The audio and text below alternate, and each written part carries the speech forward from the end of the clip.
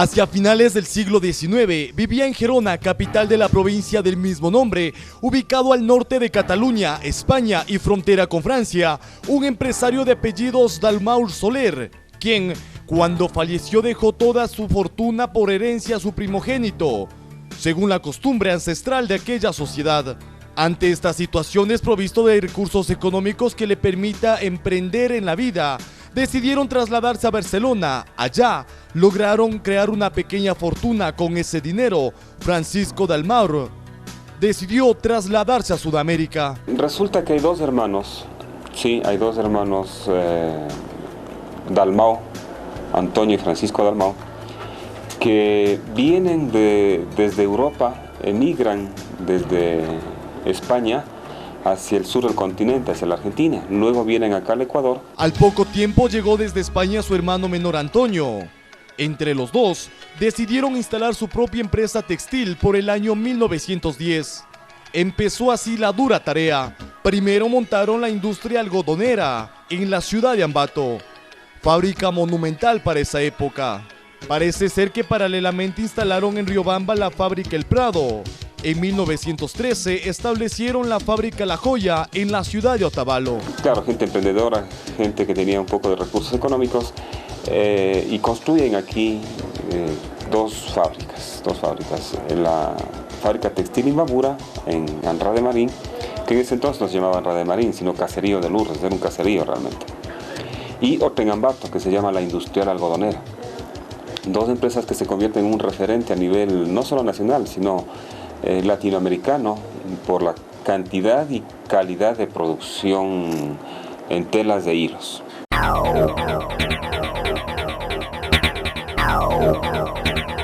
En aquellos años, lo que hoy es Antoñuante era una parroquia de la ciudad de Ibarra. Recién, en 1938, nace este cantón. Cuando construyen la fábrica, lo construyen en Ibarra realmente, porque Atuntaqui era un cantón de Ibarra. Pero era una parroquia de Ibar. O sea, realmente construyeron en el cantón Ibar, sino que en el sitio denominado Caserío de Lourdes. Los hermanos Dalmau inicialmente consideraron a Cotacachi o Chorlaví como el lugar propicio para la construcción de la fábrica Imbabura. Es más, ya se hizo ya todos los trámites para comprar los terrenos, pero a último momento hubo un desacuerdo con las vendedoras del terreno y como era gente seria, pues decidieron no hacerlo en Cotacachi. También en Chorlaví hubo una posibilidad, hicieron un intento de comprar los terrenos cerca precisamente del río, de este río que pasa por Chorlaví, pero no llegaron a concretar. Francisco Dalmau, para la época, ya poseía un terreno en el caserío de Lourdes, pero tres fueron las razones para que el Fabril se le construya en este sitio. Entonces yo creo que fue un referente el hecho de que ya tuvo ahí un pequeño terreno, Francisco Dalmau, pero fundamentalmente lo que mencioné es la característica de la gente anteña. O sea, ellos querían personas muy dedicadas al trabajo para garantizar así la producción que esperaban tener a un futuro inmediato ahí en esta fábrica. La primera, tal vez la de mayor peso, es que ya sabían que justo en el centro del caserío de Lourdes pasaría la línea férrea que uniría Quito con San Lorenzo. Para 1922 esta obra estuvo en construcción desde los dos frentes. Este hecho le daría a corto tiempo una posición estratégica a la fábrica Imbabura, tanto para la comercialización de sus telas como para la recepción de insumos, materia prima y maquinaria. La segunda razón, con seguridad, hacía referencia a los pobladores de Atuntaqui, quienes se caracterizaban por su fama de ser trabajadores, disciplinados y honrados. La tercera razón para la construcción de la fábrica en Atuntaqui fue que, en esos tiempos, en el sector del Valle del Chota se cultivaba mucho algodón de buena calidad, producto que también se cultivaba en Santiago del Rey, límite actual entre Chaltura e Imbaya. Realmente fue una especie de fiesta en Atuntaqui, ¿no? Fue una fiesta en la que subieron, digo el término subieron porque de Atuntaqui hacia Anra de Marín hay aproximadamente unos 2 kilómetros, autoridades eclesiásticas. En esa época los curitas tenían un poder y una representación muy importante, todas las autoridades civiles, vino gente de acá de Ibarra también a la colocación de la primera piedra, las instituciones educativas, en general todo el pueblo se congregó alrededor de este evento, que iba a marcar un hito en la historia del pueblo anteño. Bueno, en efecto, la fábrica textil Imbabura fue un emporio industrial el más importante del norte del país, cuando visionarios empresarios pues trajeron maquinaria inglesa.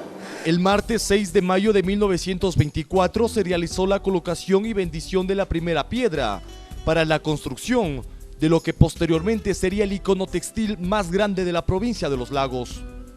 Al día siguiente de la colocación de la primera piedra para la construcción del edificio, se reclutaron albañiles, peones, carpinteros y tapialeros. No se pudo conseguir todo el personal necesario en el entorno inmediato, por lo que se tuvo que recurrir a los pueblos cercanos de Cotacachi, Otavalo, San Antonio e Ibarra. Se contrataron y se trajeron carpinteros, peones, albañiles, electricistas, mecánicos de Salcedo, Quito, Tulcán, Cayambe, Ambato, Guaranda y otras ciudades del país. Fue notable la presencia de un número considerable de otras nacionalidades, en especial de alemanes, holandeses, ingleses y también peruanos, que llegaron al sitio para la construcción del edificio y la planta eléctrica a orillas del río Ambi. Son ellos quienes enseñan. Primero arman las máquinas, porque la maquinaria que llegó a la fábrica llegó desarmada. Estos técnicos europeos vinieron a armar la maquinaria. Que todavía subsiste ahora pues en calidad prácticamente de museo, para dar inicio a una fábrica de carácter textil que producía tela de primera calidad. Una vez que armaron la maquinaria, cuando contrataron a los habitantes de Atuntaqui básicamente, pues tuvieron que enseñarles el manejo de los telares, de las desmontadoras, de las cardas, de toda la maquinaria que tenía esta fábrica. Yo nunca me olvido, por ejemplo, de los overoles que hacían los obreros textiles, overoles para utilizar la clase obrera en las diversas empresas. Eso se exportaba a Colombia especialmente, y la fábrica textil Imbabura llegó a albergar en su seno hasta 1.200 trabajadores.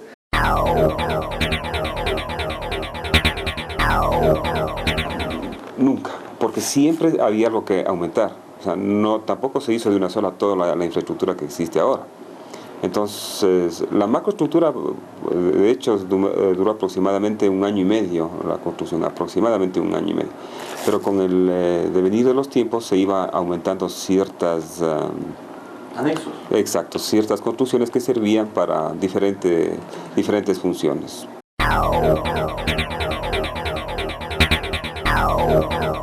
La planta eléctrica lo construyen paralelamente a la fábrica, porque no tenía sentido construir la fábrica sin planta eléctrica, porque no hubiese podido no funcionar la maquinaria. Entonces, la planta eléctrica la construyen paralelamente. Una vez construidas las instalaciones, lo que empiezan a construir luego son las villas de los técnicos europeos. Sí, eso era evidente, pues incluso todo el mundo se admiraba cómo en aquella época había una serie de villas aledañas a la fábrica donde vivían precisamente el sector patronal, el sector de técnicos, el sector de empresarios. Vivían, por supuesto, en magníficas condiciones, usted lo ha dicho, con agua caliente en aquella época, pues cosa que estaba vedada para otro tipo de sectores de carácter social. ¿Y de dónde sacaban el agua caliente? Sacaban de los mismos calderos de la fábrica. O sea, había tuberías que transportaban el agua caliente desde los calderos de la fábrica hacia las villas. O sea, había agua caliente. Y obviamente estas villas fueron decoradas al interior de ellas con muebles ingleses, porque los ingleses que trabajaban ahí en sus viajes que hacían cada año, cada 2 años a su tierra natal, traían muebles y enseres para las villas. Además, la fábrica, en lo que significaba el emporio textil, no solamente era eso, además de las villas había otros sectores aledaños, porque son muchas hectáreas, había unas hectáreas de terreno incluso que eran productivas para el ámbito agrícola, y lo más espectacular era la planta eléctrica propia de la fábrica que funcionaba en el río Ambi.